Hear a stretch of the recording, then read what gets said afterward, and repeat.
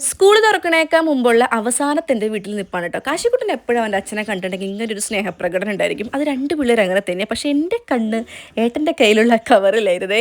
ഞാൻ നോക്കിയപ്പോൾ മന്തി മേടിച്ചുകൊണ്ട് വന്നിരിക്കുകയാണ്.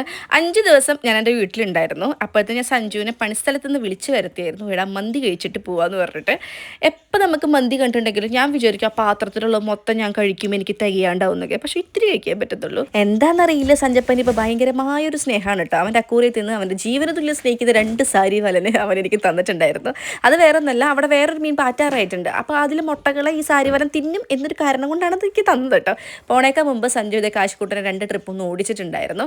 അങ്ങനെ അമ്മതേ വിളിച്ച് അമ്മനോട് ടാറ്റവും ഒക്കെ പറഞ്ഞതിന് ശേഷം ഞാൻ ദേ നമ്മുടെ പണിക്കാട്ടിക്ക് പോവുകയാണ് കേട്ടോ. എല്ലാം കെട്ടുപാട്ടും പറക്കിപ്പിട്ട് പോയിട്ടുണ്ടെങ്കിലും നമുക്ക് തിരിച്ചു വന്ന് വീണ്ടും സ്റ്റോക്ക് എടുക്കാനുണ്ടായിരുന്നു. കുറേ സാധനങ്ങൾ ഞാൻ എടുക്കാൻ മറന്നു പോയിട്ടുണ്ടായിരുന്നു. ഇനി ഇപ്പം അടുത്തൊരു വരവുണ്ടാവുമെന്ന് എനിക്ക് തോന്നുന്നില്ല ദാസ. നമ്മുടെ പണിക്കാട്ടിൽ എത്തിയ പാടെ തന്നെ ഞാൻ സാരിവാലനെ നമ്മുടെ പണ്ട് മേടിച്ചിട്ടുണ്ടായിരുന്ന ഈ ഒരു അക്കൂറി ഉണ്ടല്ലോ, ഇതിലേക്ക് മാറ്റാമെന്ന് വിചാരിച്ചിട്ട് അത് ഇട്ടപ്പോൾ തന്നെ ഞങ്ങൾക്ക് ഇച്ചിരി പേടി ഉണ്ടായിരുന്നു. എന്തൊരു ഭംഗി സാരിവാലൻ, ഈ ഷിഫോൺ സാരി വെള്ളത്തിലിട്ടിട്ടുണ്ടെങ്കിൽ എങ്ങനെ ഉണ്ടാവും അതേ കണക്കിനിരിക്കുന്നത്. എന്തൊരു രസമാണ് കാണാനായിട്ട്. പിന്നെ ഞാൻ നമ്മുടെ കീത്തുൻ്റെ പീൻകുട്ടന്മാർക്കും തീറ്റ കൊടുത്തോട്ടോ. എനിക്ക് സഞ്ജു അതുപോലെ ഒരു കുഞ്ഞ് ഫൈറ്റർ തന്നിട്ടുണ്ടായിരുന്നു. എൻ്റെ ഉണ്ണിക്കുട്ടൻ അവൻ വലുതായിരിക്കണു, അവൻ്റെ ചിറകൊക്കെ നല്ലോണം വലുതായിട്ടുണ്ട്. അപ്പോൾ വെള്ളം മാറ്റാറായിട്ടുണ്ട്. ഞാൻ താഴെ വന്നിട്ടാണ് കേട്ടോ വെള്ളം മാറ്റാറുള്ളത്.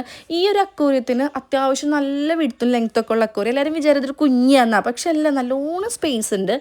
ഓടി കളിക്കാൻ പാകത്തിന് ഫൈറ്ററിനൊക്കെ അടിപൊളിയായിട്ട് നമുക്ക് വാളിൽ തൂക്കിയിടാം. അങ്ങനെ 2 അക്കൂറിയും ഞാൻ ഓൺലൈനിൽ നിന്ന് മേടിച്ചതാണ് കേട്ടോ. എല്ലാം സെറ്റാക്കിയ ശേഷം ചിക്കൂനെ വിളിച്ച് നേരെ അങ്ങോട്ട് പുറത്തേക്ക് ഇറങ്ങി കറങ്ങാൻ വേണ്ടിയിട്ട്. പക്ഷെ ഞങ്ങൾക്ക് വേറെ എവിടെ പോണേക്കാൾ ഇഷ്ടം ഞങ്ങൾക്ക് ഞങ്ങളുടെ കാറിൽ ഞങ്ങൾ ചിലവഴിക്കുന്ന കുറച്ച് സമയം.